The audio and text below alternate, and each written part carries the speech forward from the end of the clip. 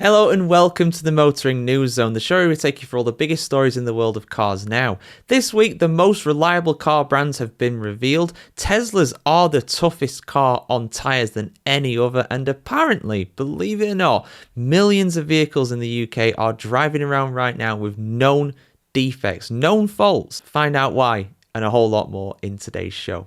Let's dive in. We did this subject quite some time ago, going over which car brands are the most reliable, and I think in that survey at the time last year it was either Honda or Toyota, but apparently another manufacturer has taken this crown in the UK, that being Lexus. According to a Honest John Satisfaction Index, Lexus is actually the most reliable car brand in the UK. Let's have a look at this story, guys, on themotoringchronicle.com as always. Let's get the numbers and the lowdown why Lexus is actually a pretty good choice. Lexus is the UK's most reliable car brand according to owners, with the Japanese luxury brand being named as the best car brand for reliability in the 2025 Honest John Satisfaction Index, with a reader rating of 97.01%. Each year, honestjohn.co.uk asks its readers to rate their car across a variety of important areas, including efficiency, reliability, practicality and safety, as well as its performance and comfort credentials. The result is the Honest John Satisfaction Index, based on the free feedback of more than 6,000 respondents. Second place in the reliability rankings went the way of Tesla. Hey, look, it's me at the bottom there. It's very distracting seeing my videos there, but it's good to see we're getting embedded in our own articles. Always a positive sign. But yeah, Tesla, incredibly, they're number 2 in this. They've got an impressive score of 95.29%, while Toyota, owners of the Lexus brand, cemented third place with a rating of 94.65%.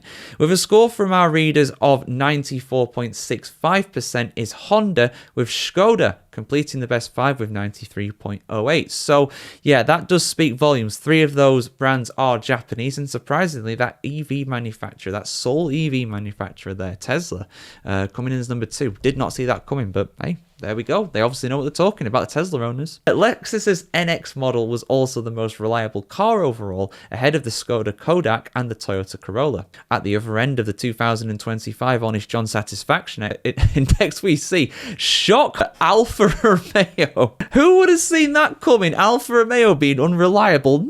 No, the Italians make such reliable cars, guys. But somehow they found themselves at the foot of the table with 76.67%.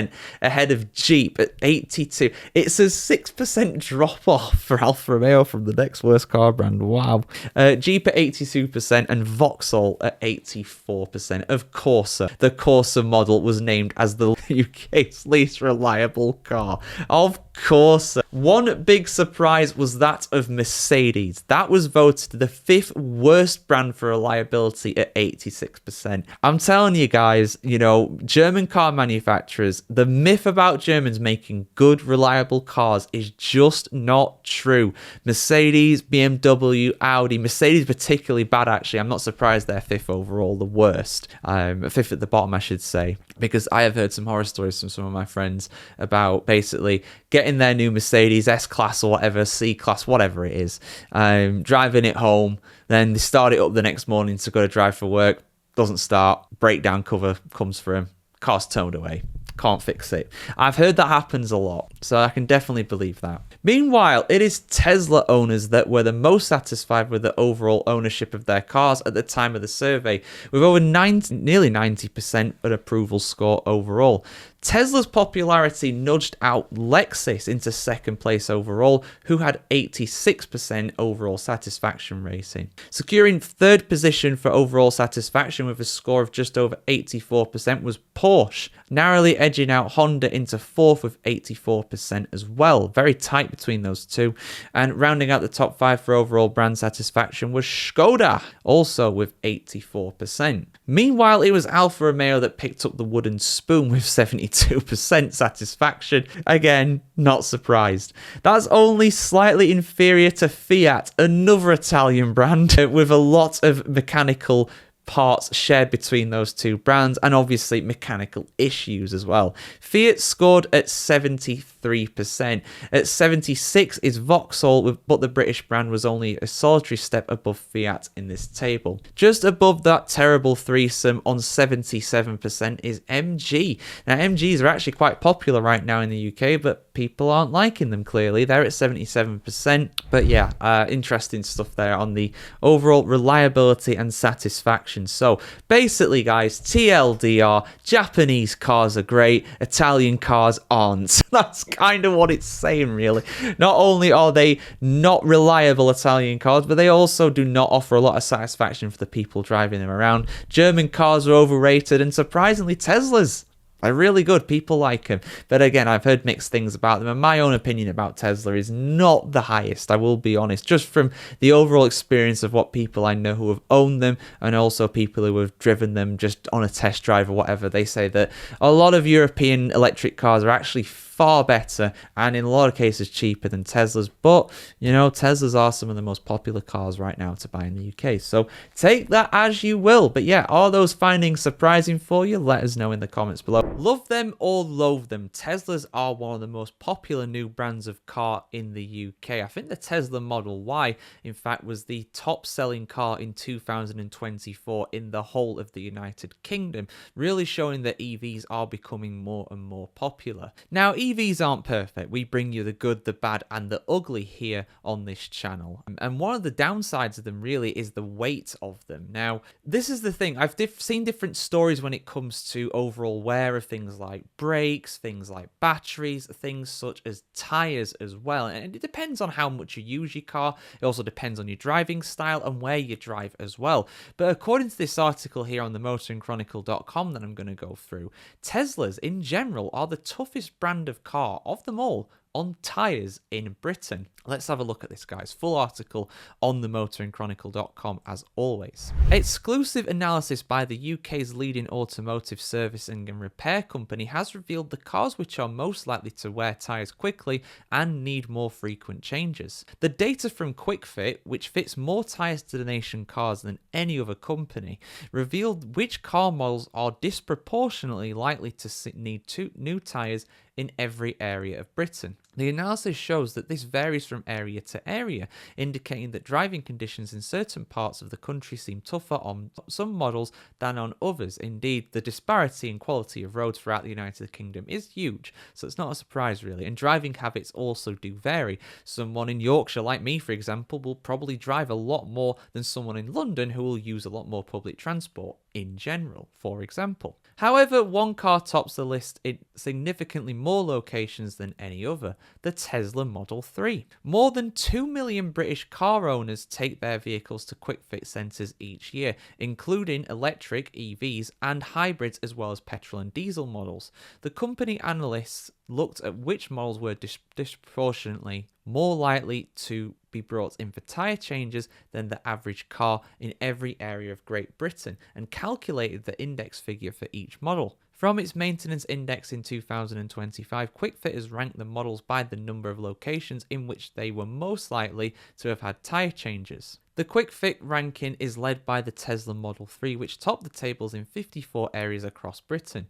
This is more than twice as many as the model family. In second place, the Citroen Berlingo, which comes top in 24 locations. In third place is another Tesla, the Model Y, which was in 16 areas, followed by the Mercedes CLA in 9 areas, and the top 6 is completed by the BMW 4 Series and the Volvo XC40 with 7 each. And there's just a little list that we just kind of read out there for you guys. The 2 Series for the BMW is number 7, the Jaguar XE is number 8, number 9 is the Kia Niro,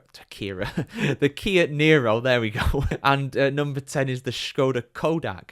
Now these areas, just looking at this map here, it does seem as though they are counties or metropolitan areas and boroughs, perhaps, even if you go into London. So the actual areas do vary in terms of the actual area, but proportionately, populations of these areas shouldn't vary that much, really, but I'm sure it does vary as well. Some boroughs in London have more people than the entire county of Cumbria, for example. But yeah, interesting stuff there. But why? Why is the Tesla Model 3 the worst one? Well, unfortunately, the article does not say. That's not in the findings, probably because QuickFit don't want to go angering Tesla like that. But like I said, the reasons why are probably because the Tesla is a large car. I mean, even the Model 3 and the Model Y are, by American standards, not that big a car, but here in the UK they are huge. They are the size of SUVs, and they'll probably be the weight of SUVs as well. So it's no surprise that EVs are actually high up that list, just because of, again, just the size of them. The larger the cars are, the more forces are going to be put onto the tyres when braking, accelerating, and steering. So it's only natural that those larger cars do, of course, encounter more problems. Being larger as well, it'll probably do more damage when it comes to potholes. I mean, in theory, potholes it would be better to have a larger car because you've got more kind of space to absorb the bumps, but you're also a larger car trying to avoid a certain area on the road potentially. So, it does kind of play into that most likely too. But yeah, guys, I want to hear your thoughts on this. We spoke about brakes and things like that before on EVs and how some people say they're better, some people say they're worse. It just depends what kind of viewpoint you have really when it comes to that. But tires, is tire wear, is that something that you've noticed? If you're an EV user, an EV driver, have you noticed that tires wear down more quickly? Is that something that you've experienced? And if you have a Tesla as well, do those findings actually correlate to your experience? I want to hear what you have to say about this in the comments below. So the trade wars are very much raging right now, and another one has come into place, this time between the US and the UK. The special relationship just got a little bit more difficult, as cars being imported into America will now face a significant tariff if they originate from the United Kingdom. Now, INEOS, the same INEOS that are owned by Sir Jim Ratcliffe, who was of course involved in Manchester United Football Club, in Mercedes Formula One team, in the cycling team. They also make cars as well, if you weren't aware. They have basically resurrected the Land Rover Defender, their own INEOS version. And yeah, they're not too happy about this decision. I imagine they have quite a few customers over in the US, and obviously they do build cars, I believe, here in the UK, or at least in Europe anyway. But yeah, INEOS Automotive are not happy about this decision. So let's have a look at why exactly that is. Full article on themotoringchronicle.com. Following a lack of action from the EU, INEOS Automotive released a stinging statement criticising politicians, urging them to take action quickly. We are outraged that the tariff situation between the US has been neglected with the EU. President Trump has been very clear on his intention to implement tariffs in the auto industry. He has been asking for fairness and reciprocity, and yet the EU leaders have not yet come to the table to be able to negotiate a better solution. The US government has also made clear about the consequences of non-engagement. This should be a surprise to no one in the EU, and it could and should have been averted. Lynn Calder, who is the CEO of INEOS Automotive, commented the following: "This is what happens when politicians sit on their hands. As a growing EU-based automobile brand, we are vulnerable to tariffs, and we now need our politicians to support our business, our jobs, and our economies. We need urgent and direct political intervention on tariffs. We will give whatever support we can to our political leaders to keep the playing field even for small, competitive brands such as Grenadier." They're basically the Land Rover Defender people not being made by Land Rover anymore. It's a complicated situation, but I hope you understand that. But we must seek action from EU politicians. Only they are in a position to address the issue. Fortunately, we have been planning for tariffs, but there is only so much we can do to protect US customers from price rises. So I'm not sure what it is from the EU. I think off the top of my head, Grenadier, their plant is down in the south of France. In around Lyon, somewhere like that, Nice, something like that. So yeah, they're affected by this. I don't know what it is for the EU, but I know in the UK, President Trump has now put in place a 25% tariff. So say you want to import a car into the US. If it cost £10,000 to do so before, now it's going to cost you 12.5 grand. It's going to cost more basically. So yeah, the amount of money that these cars are going to cost in theory are going to go up. I mean, Grenadier might sacrifice some of their profit margin to be able to keep the prices lower for US customers, but yeah, trade wars are not good. Trade wars are definitely not good in my opinion. I do get some of the thinking behind it, but I do also think personally it is a bit boneheaded, to be honest. In the politest possible terms, I could use a lot worse terms to describe it. From what I understand, this basically caused trade wars, and tariffs basically caused, or was one of the leading causes behind the Great Depression in the 1930s and 20s, which, as the name suggests, was not a good time for the world on the whole. And the automotive sector is not immune to it. I'm not going to comment too much on it because we could be talking about this for a very long time. But everything that I'm hearing from people who I know and I trust, the level-headed people, because there's a lot of people who aren't level-headed about stuff like this. Trade wars don't benefit anyone. They don't benefit the consumer.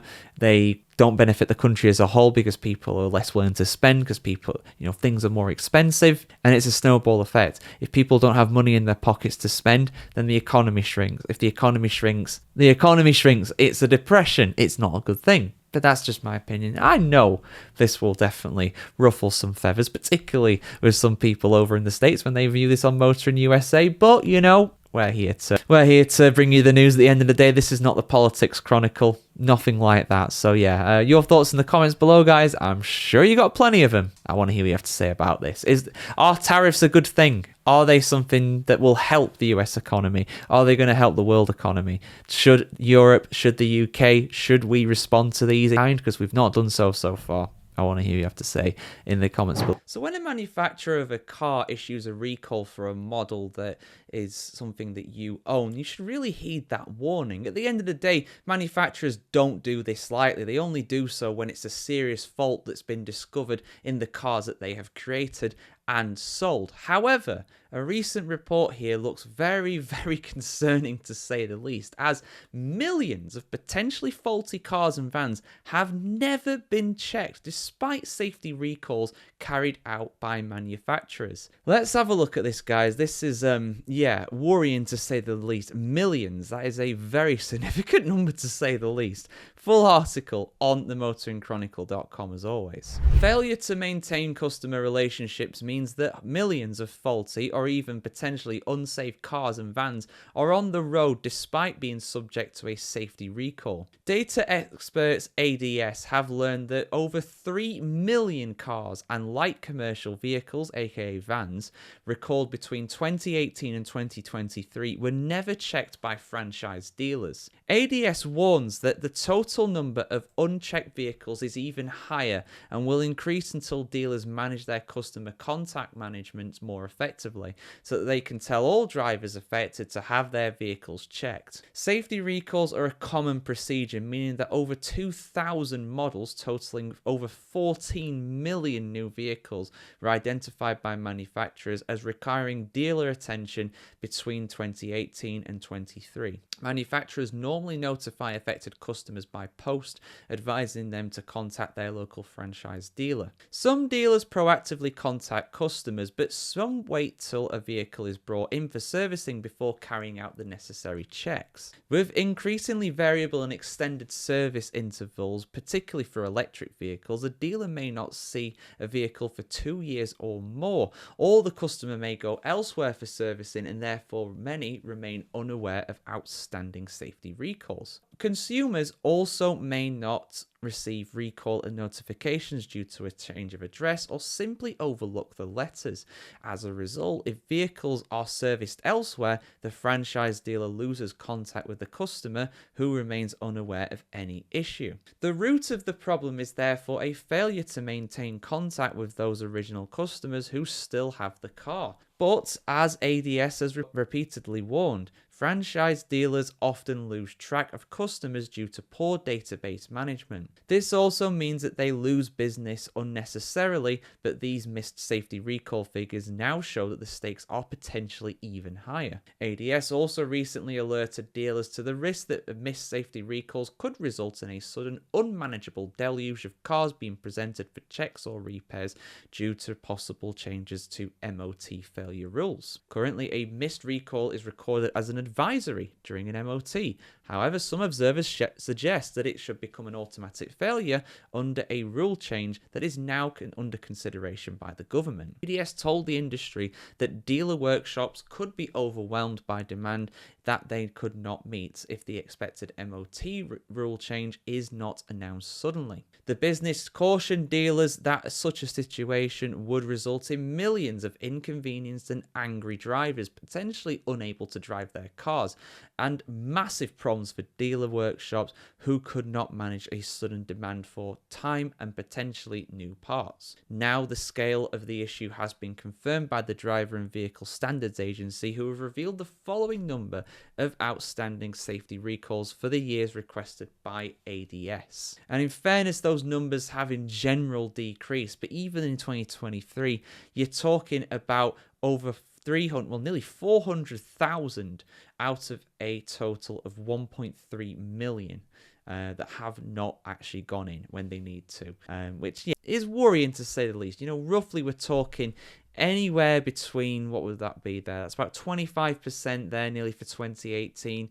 Anywhere down to, up to, about a third, nearly, getting there for some of these. So we're not quite a third, actually. My maths is not quite holding up there. More like a quarter. So that's roughly what it is for most of these, but it's a lot at the end of the day. But yeah, concerning. It's not really customers. I mean, the thing is, people might not be aware about them at the end of the day. Like, some of these do make national headlines. Like, I remember, was it Toyota with their brakes years and years ago? There was like a Toyota Aygo or something like that, a very popular car in the UK. They found a brake problem or something like that actually caused a few serious injuries, maybe even fatalities, actually. So Toyota, unsurprisingly, wanted to call them all back because they didn't want to repeat that. It's a pretty bad image for your company at that point, especially when you kind of pride yourself on reliability, as Toyota do. So that can happen. But at the end of the day, people might not be aware of it. There'll be a lot of these recalls that don't make national headlines. In fact, they rarely do. It's only really when it's a particularly severe one like that, when people have actually passed away or had a serious injury, that it does make national headlines here in the UK. Otherwise, it's not really big news. It's not, because it just happens all the time. So it'd be very easy for customers not to realise there's a problem there. Particularly, if they move address, they send the letters out, there's no one there. Or it goes to somebody else, it's addressed to somebody else, and they don't open the letter, because why would you? It's very you have that forwarding address for you, and it is up to these companies to actually maintain their information better. But as we brought you a while ago here on the motoringchronicle.com, we know that is a big problem right now that could relatively easily be fixed by dealerships. But even though some are making proactive steps to improve this now this report's come out, I bet you there'll be a lot that aren't. That's just the way it is, though. But yeah, guys, what do you think about this? Have you intentionally avoided a safety recall for your car? Be honest with me. I'm not going to judge. But that's not a great idea if that's the case. But I suspect, like the article is saying, it's much more likely these people are just unaware.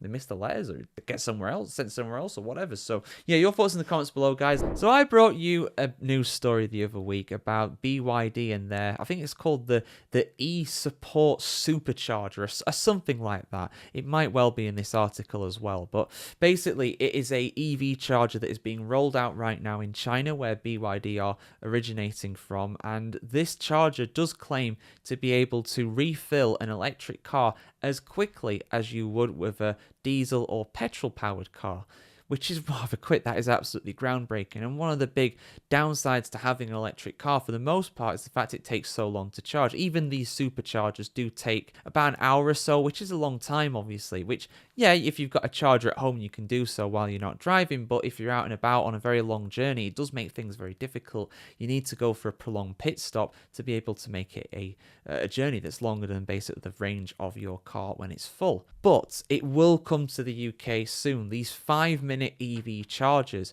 But how quickly can it be rolled out in the UK? Well, there's an article here on the motoringchronicle.com going over just that topic. So let's have a look at what's been said here, guys. Electric car manufacturer BYD has recently announced that it is installing electric vehicle EV chargers with a maximum output of 1,360 kilowatts in China, over 4,000 of them in total, allowing EVs to be charged as quickly as petrol cars. These megawatt flash chargers can deliver around 250 miles of range in 5 minutes to BYD EVs that can accept that level of power, which is over 4 times faster than the typical chargers on Tesla's supercharger network. Even if BYD doesn't install its chargers, hey look, it's me talking about Chinese EVs. Maybe this video will appear down there once it does go out. It's good to see.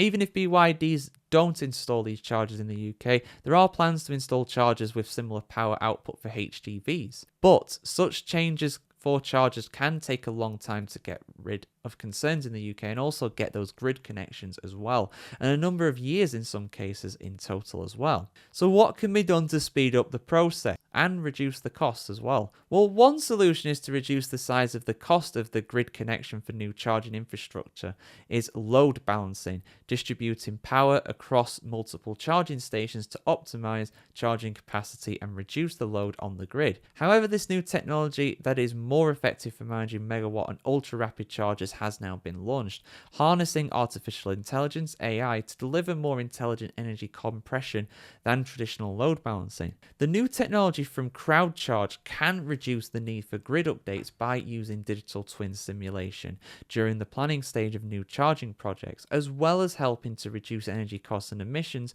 during the operational phase. It can also optimize the revenue that can be made by providing grid services from charging projects that can include elements such as battery storage and solar power.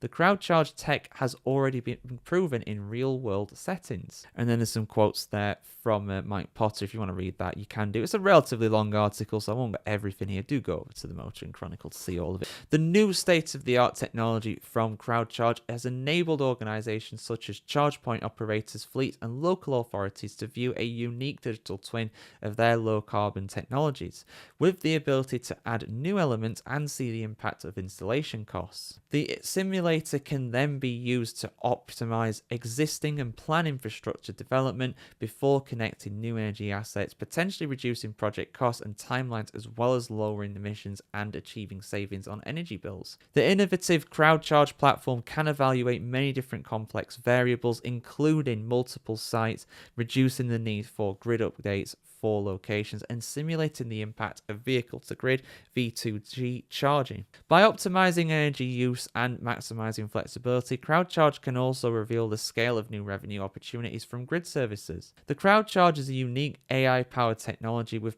patented optimization tools developed via world-leading research with the energy industry, helping to unlock the maximum value for vehicle-to-anything services across individual fleets to vehicles and workplace ecosystems, enabling organizations to better predict and manage usage, saving money on carbon. Organizations looking to save money on new energy infrastructure projects can arrange a 30-day free trial of the simulator by contacting CrowdCharge. So, interesting stuff. I mean, honestly, it will come. It's a matter of time, but whether BYD will be allowed to install that in the network is another matter because it's a controversial one, and it's also it's one that's very much groundbreaking as well in terms of the overall money that the charging power that this is going to be outputting. So there's going to be some concerns about safety and stuff. For me, they will bring it in. It's only a matter of time, whether it be BYD or another company.